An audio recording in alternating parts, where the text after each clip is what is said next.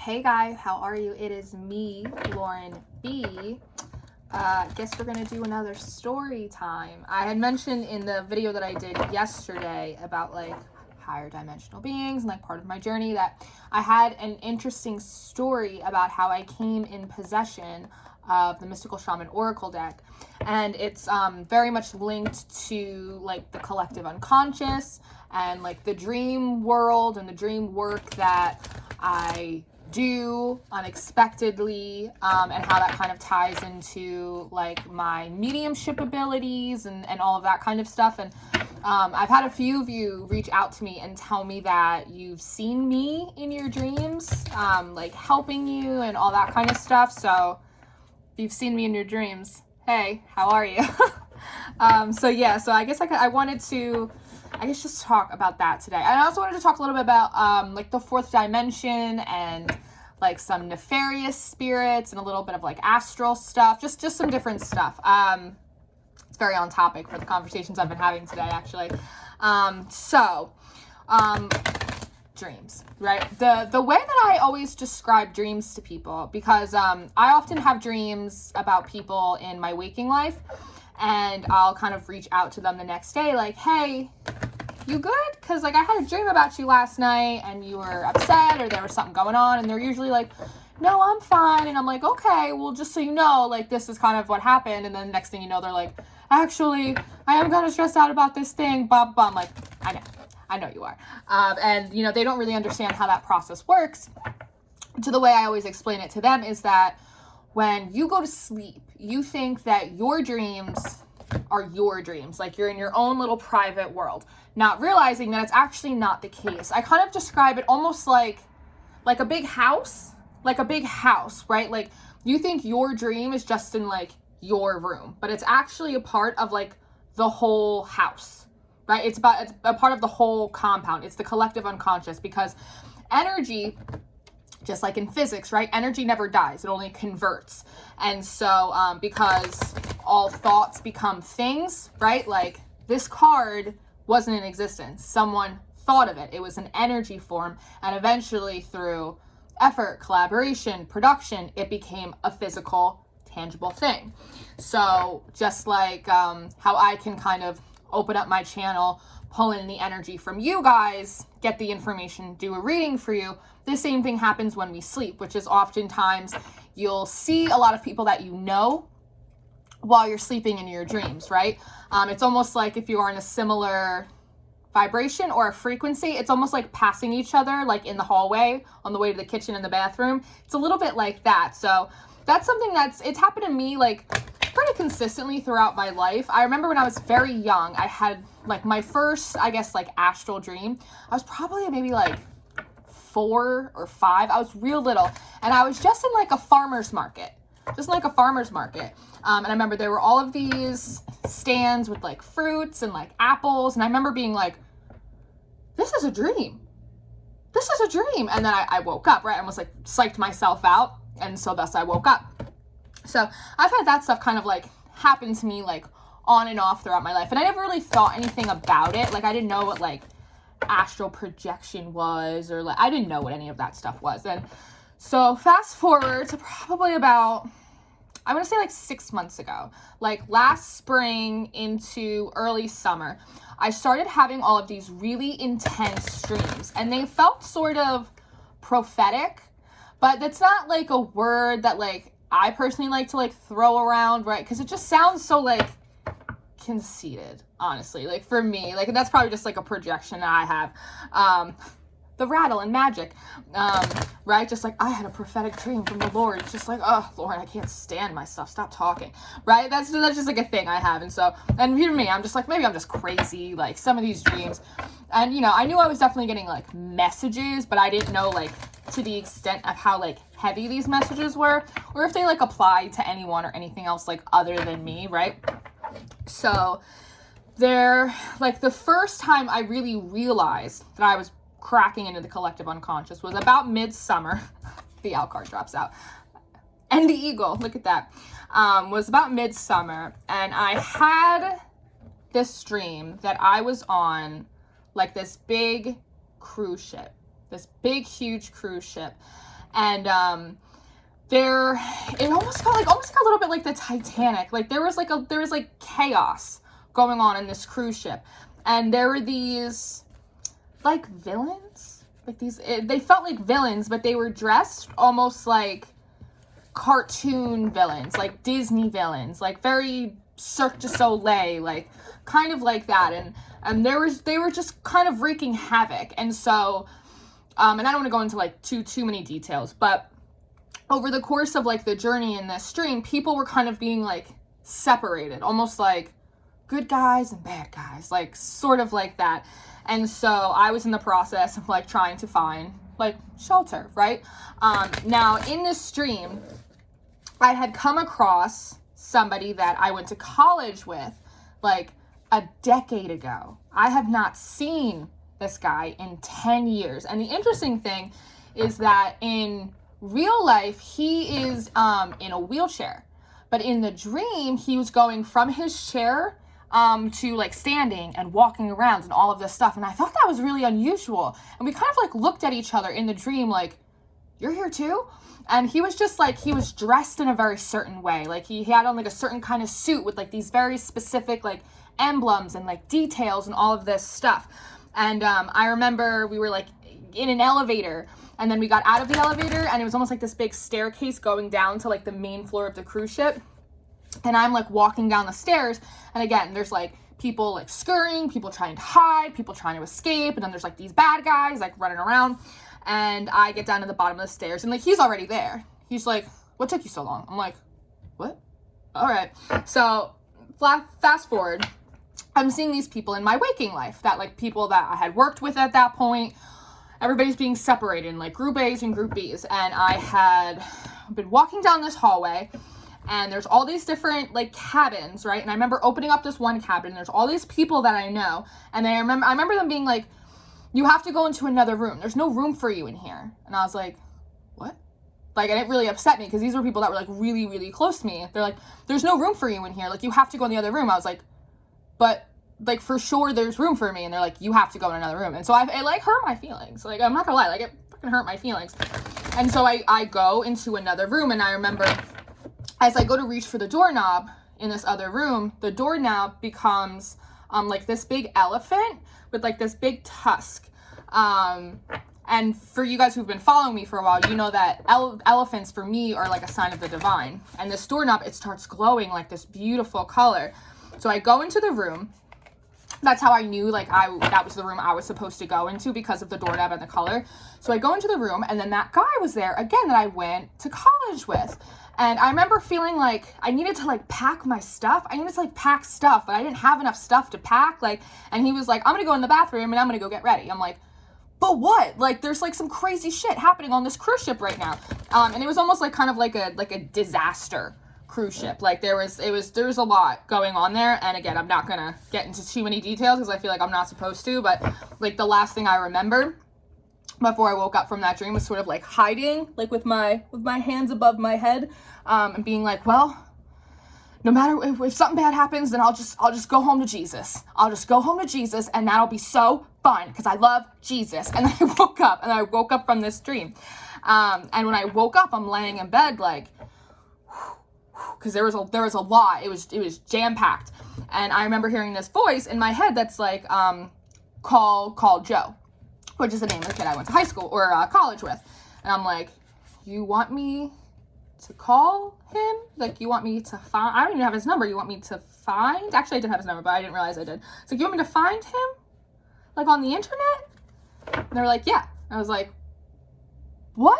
I was like, you, and I'm like sitting in bed, like in my jam. He's just like freaked out from this dream. And I remember being like, so you want me to go on the internet, go on like Facebook, find this guy I went to college with that I haven't spoken to in 10 years, 10, count them, 10 years, and message him and be like, hey, did you have a funny dream about me? Because I had a dream about you. I'm like, that's so weird. I really say in my bed, I'm like, that's so weird. I can't just reach out to some guy I haven't talked to in 10 years and tell him I had a dream about him. I was like, no. And they were like, you need to do it. And I was like, oh, fine. So I go on Facebook and I'm like, hey, you, how are you? Hope you're doing great. Weird question, but do you have like any funny dreams or anything? And he, oh, I almost forgot about this deck. Yeah. And he was like, yeah, like why? Like what's going on? And I was like, I had a dream about you. And so I was just wondering, like, now we're going to hold the story right there. Hold the story. So maybe like 2 days prior to this, it's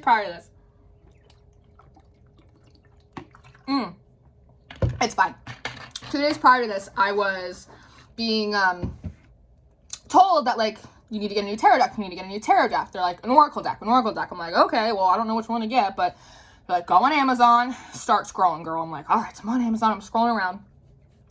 And they're showing me, like, the mystical shaman. And I'm like, oh, you know, like, I've seen, like, Sam use it. Like, I've seen different people use it. I was like, but, you know, I'm not sure. They're like, get that deck. And I was like, I don't know. Maybe there's another one that I want. So the next day I'm at work and I'm talking to one of the girls that I work with. And I'm like, I'm thinking about getting a new tarot deck. I think I'm going to get like this oracle deck. I was like, and I pulled it up on my phone on Amazon. And I was like, I think I'm going to get this one. And she's like, that looks really cool. She's like, you should get that one. And I'm like, yeah, you're right. I think I will. It's like, I need this girl at work who doesn't even, you know, it's just funny. So I get this deck and they're like, okay, it'll be there in 2 days. I think I ordered it on, it was a Saturday. Yeah, because that was the day that Jamie works. Hi, Jamie. Jamie watches my channel. She's one of my first subscribers. She's my dear, sweet friend. I love her endlessly. Always been a very big support of me. So it was a Saturday. So it wasn't supposed to show up till Monday. Now, I ordered this deck. So, Saturday night, I have this dream. I order the deck that day. I go to sleep. I have that crazy-ass dream. I wake up on Sunday morning. They tell me to message Joe. So I message this guy. And he's like, yeah, like, I did have a weird dream. What are you talking about? He's like, can I call you? Can I text you? And I'm like, yeah, I think you have to. Like, I think you have to. So he texts me. Turns out I still had his number in my phone. Goes to show you how often I update my contacts. And he's like, first of all, you had a dream about me. And I was like, okay, it wasn't like that. So, like, don't get excited, you know. And he's like, well, what happened? And I was like, well, we're on this cruise ship. It seems like the cruise ship is going to, like, be in an accident. Something's happening. There are all of these villains. People are getting separated. We end up in the same, like, cabin, like, ba, ba, ba, ba. And he's like, I had that same exact dream. And I was like, no, you fucking didn't. And he's like, yeah, I did. He's like, what was I wearing? And I was like, you were wearing this, like, velvet suit, and it had, like, these details. And he's like, they were green, right? And I was like, yeah, they were green, like, ba, ba, ba, ba, ba. And I was talking to him about him being in his chair, and then he was walking, and he was talking about the villains. And I was like, yeah, there's, like, these bad guys, there's, like, these villains. He's like, did they look like, cartoon characters to you? He's like, almost like Alice in Wonderland, or, like, Disney characters, or something like that. And I was like, yeah, they fucking did. And he's like, what were they doing? And I was like, they were pulling, he's like, the lights. I'm like on speakerphone. I'm like, that's right, they were pulling the lights off the thing. It was like, oh my God. And then I was like, and then the room, he was like, the doorknob was funny. And I was like, the doorknob was funny. He's like, it looked like, I'm like, an elephant? I know it looked like an elephant. He's like, and it was glowing. I was like, green? I know. And it was like this, it was the craziest thing. It was the craziest thing that ever happened to me. So I'm losing my mind at this point. I was like, I think I just fell into a wormhole. I've never had a dream like this. Like, I've had dreams that I've, like, seen people that I know, but I've never had those people be conscious in those dreams and recognize me as well. Like, I've never had an experience like that. And there were all of these messages, right? And so he got his share of messages. I got my share of messages. We had these shared experiences. Totally freaky. Totally freaked me out. Now, later that day, the Mystical Shaman Oracle had come in. It wasn't due in until the next day, until Monday. Prime shipping, baby. I ordered it on Saturday. It came in that Sunday. So a few hours later, after I was trying to decompress from that dream and that exchange that I had with him, basically just trying to, like, digest that entire situation, the deck came in. So I was like, okay, like, I'm going to open up this deck. I'm not even connecting the two whatsoever. So I'm like, I'm going to get to know the deck. Like, I'm going to flip through the book. Like, I'm going to shuffle them up, pray over my cards, like, do the thing. So I'm doing that. They tell me to pull 7 cards. So I'm like, okay. 1, 2, 3, 4, 5, 6. Looking at the cards. I pull the 7th card. Hold on. I'm going to find it.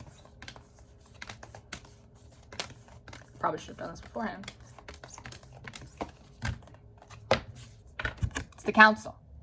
1505 when I say that. It's the council. Card number 11. I'm looking at this card and I hear them say, call Joe again. I'm like, this kid's gonna hate me. I'm like, I keep bothering him with all this freaky psychic stuff. So I take a picture of this card and I text it to him and I'm like, hey, sorry to bother you again, but does this look familiar to you, like at all? And he texts me back and he goes, where did you get that? And I was like, I ordered a tarot deck yesterday. It wasn't supposed to get here till tomorrow, but it came in today, so I was flipping the cards. They told me to pull 7. This was the 7th card. He goes, what's the significance of 7? I'm like, I don't know. Does this card look familiar to you? He goes, yeah. He goes, I saw that in my dream. And I was like, did you? Did you? And he's like, yeah. He's like, you actually kind of look like that in the dream. And I was like, pardon the fuck out of me? What? He's like, yeah. He's like, except that your hair was blonde. He's like, your hair was like light and blonde like that. And he's like, I don't know if it's because when I knew you, I had blonde hair, because I had bright blonde hair for like over a decade, if you can believe it. He's like, but it's like the front of your hair pieces, they were like silver and gold. They were like sparkly. And I was like, well, that's beautiful. He's like, that really is freaking me out. He's like, I don't know where you got. I was like, I don't know, dude. I got the deck. I ordered the deck. I had that dream. I told you about the dream. I pulled this card. They told me to send it to you. I don't know what's happening. And he's like, whew. So we continued talking for a little bit. Now that night, Sunday night, I go to sleep. Like, if I could just like not go to sleep ever, like I think that would be cool with me. That'd be super cool with me. So that night I go to sleep and I have another weird dream. And it's like this big collection of dreams. And there's message in there about people I was working with or people that I knew, blah, blah, blah, blah. Now, at some point in this dream, I find myself in like a canoe, right? So I'm in the canoe and I'm with my sister and I'm with like all my nieces and my nephews. And if you know me like in real life, they are the most important thing to me in my life is my nieces and my nephews. There's not a speeding train that would stop me from doing anything to protect those kids. So we're in the canoe. The canoe like cracks in half. We're in like it's like a lake. It's like a lake. I almost called it a river, but it's like a big like lake. And the canoe like cracks in half, and so it starts to capsize. And I hear in my head, "Save the child," and I'm like, okay, which also kind of freaked me out because there's a movie called it's called Bless the Child. It's called Bless the Child that I used to watch when I was young, and it like there are things in there for me. I digress. But I hear Save the Child. So I swim over to get my youngest nephew, and I go and I scoop him up. And now I'm holding him. I'm swimming to like the edge of the lake. Everyone's on the other side, but I'm swimming to like the far edge of the lake. I get there. I put him down onto like the shore. Not my nephew anymore. My nephew is adorable, little cherub, blonde hair. So cute. This little boy is like skinny. He's like skinny, and he's got dark hair, and it's like in a bowl cut, and he's in like this red shirt with like these long sleeves, and he's got these like skinny little shorts on, and they have like stripes all over them, like this whole thing. And I like looked at him, and I realized it's not my nephew, but I just kind of looked at him and was like, well, you know what we have to do next? And he looks up at me, he goes, what? And I'm like, we have to teach you how to swim. And so he just starts giggling at this point. My nose is going. He just starts giggling at this point. So I wake up in the morning and I'm like, another one of these fucking dreams. So I hear this voice in my head and he goes, call your mom. I'm like, again with the fucking weird psychic phone calls. Like, I was like, I don't want to call my mom. I just had this weird experience last night. I don't want to call my mom right now. They're like, call your mom. I'm like, fine. So I compromised. I texted my mom. I was like, hey, mom. Just out of curiosity, I was like, is there like a little boy on your side of the family that died by any chance? And she's like, oh yeah, my cousin. And I was like, what? She's like, oh yeah, my cousin. I was like, Jerry. They're like, say my name. I was like, okay, Jerry. She's like, yeah, my cousin Jerry. I'm like, okay. I was like, what did he look like? She was like, she's like, he was young. She was like, he was probably like maybe 6, maybe 7. And I was like, what was he like? What? like, what did he look like, though? He's young, okay. She's like, he's kind of skinny. He's like, he had dark hair. She's like, almost like one of those, like, Dutch boy haircuts, you know, like the little Dutch boys? And I was like, okay. And I was like, how did he die? Because, like, I'm not really that, I don't know anyone from my dad's side of the family, and I only know, like, my most immediate family on my mom's side, like, my most immediate cousins, and I haven't even seen them in, like, fucking 15 years, right? She's like, he drowned. And I was like, what? She's like, he drowned in a lake. And I was like, what? She's like, yeah, he drowned in a lake in New Jersey. She's like, they left him unattended, and he was swimming. She's like, and he drowned. And I was like, oh. I was like, by any chance, do you know what he was wearing when he died? She goes, yeah. She's like, he was in, like, these striped little shorts. She's like, in a little red top. And I was like, oh my God. It's like, oh my God. Oh my God. I was like, what? And at this point, I'm like freaked out. And I'm also very annoyed. I'm like very, very annoyed at this point. Because I'm like, why is this happening? What's going on? And like a few days like prior to that, I didn't realize, but I was smelling like cigar smoke. And she was like, yeah, he was my Uncle Chester's. She's like, well, your Uncle Chester's. And I was like, Uncle Chester? I was like, who the fuck's Uncle Chester? She's like, don't you remember him? She's like, he always used to smoke cigars. And I was like, what? So I was smelling that smoke for days. And then I had the cruise ship dream with the kid I went to college with. And then the next night I had this dream that I saved Jerry, because remember, they were like, save the child, so I got him, and he was like, so sweet. I was like, we have to teach you how to swim, and he's like giggling, he's like, yeah. I was like, what the fuck is going on? Like, oh my God. So after that, I smelled the cigar smoke for maybe like a day or two, and then it went away, and I didn't smell it anymore. I didn't have any more dreams about Jerry, even though they very specifically wanted me to mention his name. They're like, say his name. I'm like, okay. So that is how I came in possession of the Mystical Shaman Oracle deck. And I use it very specifically. It's not just like, oh, let me just pull the Rider-Waite. It's like, I use this deck for a purpose. It's like a weighted deck for me. Oh, God. So, I had like a series of dreams like after that. And some of them were more significant than others. And then, a few months ago, I started having trouble sleeping, and I started going into like these deeper depths of the collective unconscious, because between those two dreams and the series I had after that, I realized that I was going like into the collective unconscious, and that I was doing like work with people and saving, I don't like the word saving people, but helping people and doing all these things, and I was able to start retaining messages for other people in like my waking life, whatever it may be. And then I started getting this influx of comments, emails, and messages from you guys saying like, I saw you in my dream, you were helping me out, like you were trying to give me advice, whatever. And I was like, okay. And that kind of weirded me out because I didn't remember that. So I was like, I'm like dream walking, like some of the stuff I'm remembering, I was like, but I'm interacting with some of you guys and I don't even remember. I was like, no wonder I'm so tired all the time. Like, no wonder. I'm exhausted. I was like, even when I'm sleeping, I'm working. I was like, girl can't get a day off around here. Damn. All right.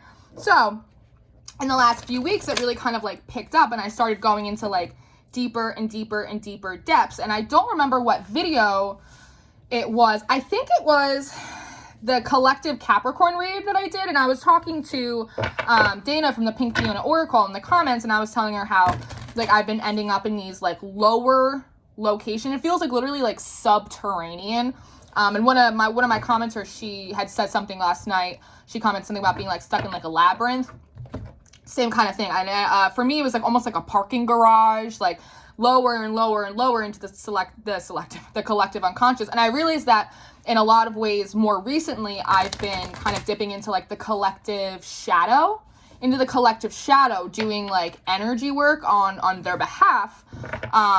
And I just thought I was having like bad dreams where I was being like, honestly, I thought I was being spiritually attacked because that has happened to me before. But I realized that I was just dropping into the collective shadow and the collective conscious. Now, more recently, as that's been happening, I've always had like sort of mediumship abilities, but it's always been a gift that I've always kind of like pushed off. I had it especially when I was younger, before, I call it like the great purge, when I basically like went to God when I was probably like 11 or 12, and I was like, I don't want this. I was like, it's too much. It's scaring me, and I don't want it. Like, please take it away. And he did. He took it away for years and years until I had like the big brain crack like a year and a half ago that started my ascensions, which I think is part of the reason why my ascension processes, my death and rebirth processes, my upgrades, they're so accelerated at this point. I go through death and rebirth every month, every single month. It's like my moon cycle. It's like out of control. And I think it's because I had like put a stopper on it for so long that when the topper finally came off, it's just like a geyser constantly. It might actually have to do something with the lunar cycle involving me. Whatever. So, in the past few months, I've started having these dreams where it's like, these spirits are like coming to me, and Rob had done a video, I think a couple days ago, about mediumship and I thought it was really beautiful point that he had made that, sometimes when people talk about mediumship abilities, they like to sort of criticize the medium and say like, hey, you shouldn't be channeling this spirit unless you have an intention to like help them cross over. Not realizing sometimes that those spirits, those souls, they've already crossed over, but they're reaching through the veil to give people messages, right? And that's kind of what he was doing. He's just relaying messages. That's what we do. We're what did you see this? We're mouthpieces, right? I don't have, at this point, I don't have like waking mediumship abilities like in that sense. They don't like come forward and like commune with me all of the time. Occasionally, like I've had people, like customers at my old job, and they're like, you're a tarot reader, you're psychic, like tell me something. And I, like all of a sudden, like I'll go into a trance state, I'm like, your dad says hi. They're like, what? I'm like, He said be nicer to your wife. It's like, what? I'm like, Like, it's just, but I have the experience where it's almost like a little bit the opposite of what he mentioned in that video, where I have people coming to me in my sleep for actual like assistance in crossing over. So there was a dream I had, I think I mentioned it in the Lunar Live, maybe like a couple weeks ago, and I was in a car with somebody that I went to high school with, that I keep in touch with sometimes. His grandmother passed a few months ago, quite a few months ago, and I know that was really hard for him. That was really, really hard for him. So I'm sitting in a car with him, and I remember he had sent me, I was driving, and he sent me a text message, and it said, meet me in the dark place. Freaky, I know. So apparently I was already on my way. So I went, and I found him. So we're sitting in the car, we're talking, and I look in the back seat, and his grandmother's there. And she looks like younger than she should, and she's not saying anything. It's like when these people come to me in my dreams, they don't say anything most of the time. They just look a little bit lost. They look a little bit scared. And so I basically just intuitively, I'm like, well, these people need to go to Jesus. Like, this is above my pay grade. I'm just trying to catch the first REM sleep cycle that I've had in like 5 days. So like, okay, so I get out of the car, she gets out of the car, and she's just like staring at me, like not saying anything, like almost no emotion, just looks like a little scared and lost, like a little doe kind of. So I like kind of look over, and I'm like calling in Jesus, and I just kind of like put the two of them together, and then her and Jesus just walk off into the sunset, right? Like, that's just how I deal with it. So I just thought it was really interesting that he had mentioned that, and then like in my dreams, I just have like these very quiet people coming to me, and I'm like, I guess I'm helping them transition over. I don't really think it's me. I'm not doing anything. I see them. I see that they need help, and then I just go, hey, Jesus, and then Jesus just comes, and then Jesus takes them home, right? So it's like, I don't know how that works. Like, I don't know what that works. I don't know why me. I don't know. I don't know. But I'm happy to lead anybody to Jesus, waking, asleep, spirit, flesh, conscious, unconscious. I'm all Jesus all day. You guys know me. So that's something interesting. That's an interesting update that's been going on with me in terms of like my dream work and dipping in the collective unconscious. And it's like layers. It's like skin layers. It literally is like a parking garage. It like goes and like from street level to subterranean to like really high. It's like, it's so interesting. And I can almost tell like which dreams now are like more prophetic, like messages from God, with like kind of prophecy messages, and which ones are like subterranean when I'm in like the shadow, and I'm like becoming much more conscious in these dream states, like kind of knowing. But this brings me to a point that I wanted to bring to light. Angels and demons, parasites, fourth dimensional energies. And I was talking to her about this a little earlier, and Emmy Evolving talks about this a lot, because her specialty is parasitic extraction. That's what she does. Now, there are these things called like imposter spirits, mimicking spirits. Now, demons, low vibrational energies, mimicking entities, all of that stuff, they reside on the fourth dimension. We live in the 3D. Higher dimensional beings live on the 5D. So they are literally quite stuck between heaven and earth, in the sense that they also can kind of move dimensionally like a spiritual being, right? But they come through in a way that feels very naturally like a person. So there's something about you, I'm sure you have experienced it, where you've had a dream and there's been someone that you know in your dream, but they look a little off. Do you know what I'm saying? Like, they don't quite look like the person you know in real life. They don't quite sound like the person you know in real life. There's something, their energy, they're a little like there's something a little fucking not right? Like, not quite the right Alice about them. Those are parasites. Those are, you can call them demonic spirits, you can call them low vibrational energies, you could call them whatever you want, right? But that's basically what they do. And what they do is they mimic other people that you know, people that are close to you, people that you're familiar with, people that you trust. And part of what's happening there is that they're trying to basically work their way into your spirit, right? They're trying to get close to you, almost like an energy vampire. It's kind of the same thing that's going on there. They're like parasites. And like, if you got a bacterial infection or ringworm or something like that in like real life in the 3D, you'd have to go to the doctor and you'd have to get it extracted. You'd have to get antibiotics. You know, it's a whole thing. It's the same thing in spiritual. So there are people that they kind of, and you know, I don't see it so much on YouTube. I see it a lot on Twitter, and Twitter is a little bit of a nefarious place, I'm not gonna lie. But you'll see people and they're kind of like boasting about these interactions that they're having in the astral, right? They're like, basically like, I'm being intimate with my twin flame in the astral, right? Like this and that and the other thing. That's so, and listen, use your own discernment, believe what you want to believe. I'm just telling you like what I understand from my own experience and my own guidance and everything else. That is not something you want to play with.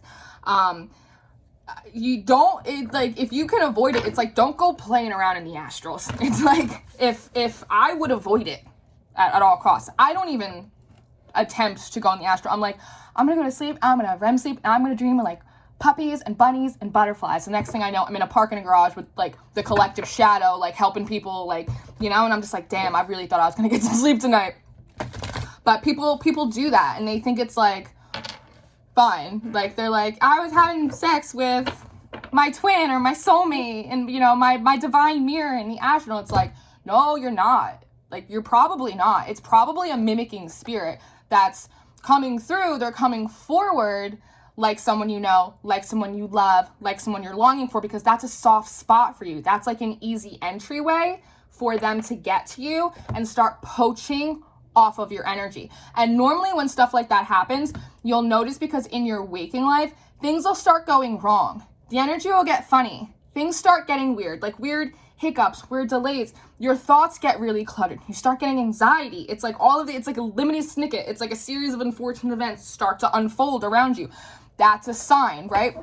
Even last night, I had a dream, and the more I get accustomed to this, the more I can more easily discern what are mimicking spirits and like deal with them accordingly. Because I've had dreams where I was like straight up attacked by negative entities, demonic activity, whatever it is that you want to call it. That literally, like, I heard like Michael, Archangel Michael, like come down and like rip me from the dream. And like it's like a voice that like I couldn't even describe to you, just like on whose authority are you here, right? And these things scatter and I get pulled up, right? Like I've been pulled out of trenches by the angels, by Jesus, like plenty of times. So, and again, not because I'm dipping in, just because I just end up there like, what? So I've been pulled, I've been extracted, I've been saved. There's been like a Liam Neeson like mission to come get me many a time, which led to many crying fits in the daytime for me. Like, I just want to get some sleep. Why is this happening to me? Why are you doing this to me? It's a little bit like that Trading Day story that I was telling you in my last video about how to do energy work. It's almost, dude, it's so funny. It's almost like a tea bag. Like the way they've had me do it is they like dip me in and then like see like how long I can like make it, like see how well I do. And then when it starts getting a little hairy for me, they like pull me right back out. And then they dip me back in and they pull me back out. It's like a little bit like this until like over time I can like learn how to steep. I can learn how to steep better. I don't know if that makes sense, but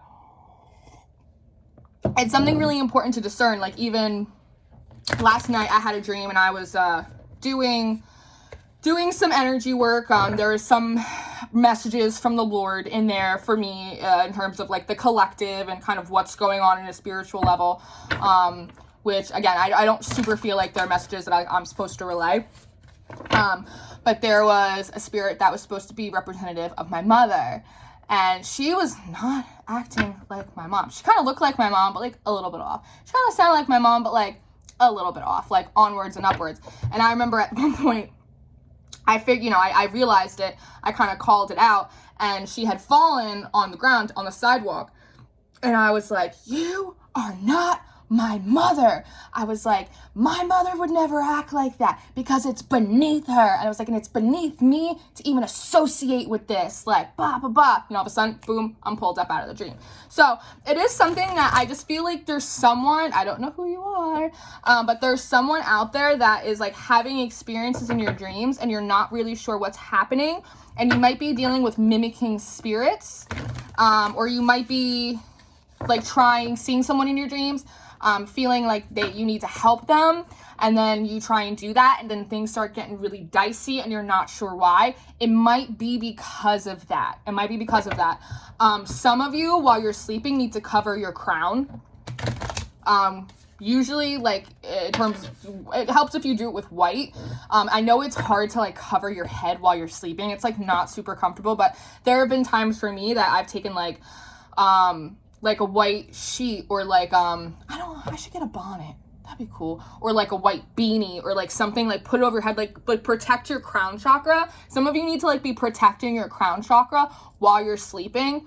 Part of like the vault, that vault playlist that I have on my channel, and there's the Shufflemancy if you want to see what God has to say to you through song, and there's the vault meditations if you need like a pick-me-up, right? Like you can do it. But there's also the vault meditations. I'm going to say that twice. The vault motivations is for the pick yourself up. But the vault meditations, there's a Tibetan singing bell. There's a rain on the sidewalk. There's a bayou cricket. There is angelic activations. Archangel Michael, Raphael, Zadkiel, Muriel, this, that, Gabriel. Like there's all kinds of stuff in there. Different hurts, the hurts for every person, a hurt for every hurt, right? I always like encourage people to like make yourself like a meditative playlist and have that playing. I put it on my phone, I stream it on my phone while I'm sleeping, and I just click the little lock button so my phone's like not on bright. Also, they're just pulling this in for me now. Screens, some of you are having trouble. Close your computer. If you can avoid having like your TV on while you're sleeping, definitely do that. If you can avoid having a TV or especially a mirror facing your bed while you're sleeping, that is highly advised. There is a TV that faces this bed over here, but it's like, this is not all my stuff. I'm just taking up space here right now. So like I can't really help that, but if you can avoid having screens on, that includes your phone, even if you have music or something playing, turn your lock screen on so that way it's just a black screen. If you can avoid having mirrors facing your bed because they can act as portals, definitely do that. definitely try not to sleep with like the TV and stuff on, which is good anyway, because the extra light like overstimulates you anyway. I have like an air diffuser that helps. You could put like essential oils and stuff. I don't know if I can stretch this over here. I don't think I can, but I feel like I want to show it to you. I like this one because it changes colors. Do you see? It's fun. It's real fun. Air diffusers with essential oils, frankincense, myrrh, great. Those are 2 of the gifts that they gave to the baby Jesus. Like lemon, orange, lavender, peppermint. Peppermint's great too. Eucalyptus, great. Eucalyptus and lime essential oils are really good for like spiritually cleansing the air as well. I'm not a sage person. I know a lot of you like sage, and like if sage works for you, do it. I don't use sage. Sage is basically like bleach.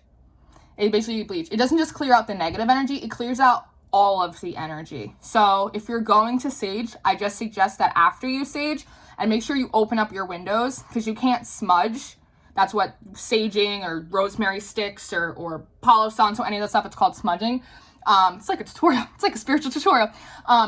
You shouldn't do any of that with like everything closed up. Like burn it, do your thing, let it walk, but then open up the doors, open up the windows, let it all go out. But if you are going to sage, don't just sage, and then afterwards you have to fill up that space with something positive, something joyful, because otherwise you just basically create like an energetic void, and then anything can come and fill that. So you can fill that space positively with things like prayer. You can fill it by burning things like essential oils. You can fill it with music. Music is a great way to energetically fill a space. Laughter, like just fill it with something. Fill it with something if you're gonna sage, because sage does act like bleach. I also personally don't use sage because it is also like a form of medicine that like Native American, indigenous people use. And so for me, it feels a little bit like appropriation, right? The same thing as like I don't do like egg cleansings and like stuff like that, because that's very predominant in like Spanish communities. I have my own things that I do. But that's just me, that's just personally, but I feel like they wanted me to mention that to you about like the mirrors and the TVs, filling it up with like hertz, meditative music, stuff like that, that's like really soothing to you, really soothing to you. Also, if you feel as though you're waking up at a weird time, and I'm almost done. If you feel like you're waking up at a weird time and it's hard for you to go back to sleep, there's a reason for that, because sometimes at night, if I feel like I'm like, they're coming at me, like the weird juju energy, they will pull me out of my dreams, they'll wake me up, and they won't let me go back to sleep for a long time, and I get real pissy about it. But it's because basically that energy is still like fucking around. It's still like lurking around, right? And they're keeping you up to kind of keep you out of that dimension, falling back in there so they can get back to you. And every time that I like insist on going back to sleep, I end up having another janky ass dream. So I would take that time while you're awake, use it just to commune with spirit, talk to your angels, talk to God, pray, journal, write down what your dreams were, look at the time, look at it in terms of like angel numbers or proverbs or psalms or anything like that. I have some of the most productive conversations with God in the middle of the night. So but yeah, so I think that's is that it? For now. They just said for now. So that's basically the story about how I came to the Mystical Shaman Oracle deck, how I started doing work with the collective unconscious, how I started doing mediumship while I was sleeping, a little bit about the fourth dimensions and parasites, and how to help protect yourself while you're sleeping. So quite an informational video for 45 minutes long, I know. But thank you if you made it through. Thank you so much for watching this. I really hope that this was helpful to you, and I hope that if nothing else, it helped you get to know me and my process a little bit more, how the sausage gets made, you know. So I love you guys very, very much. I will see you very soon. As always, stay prayed up, stay blessed, stay sweet. I'll see you later.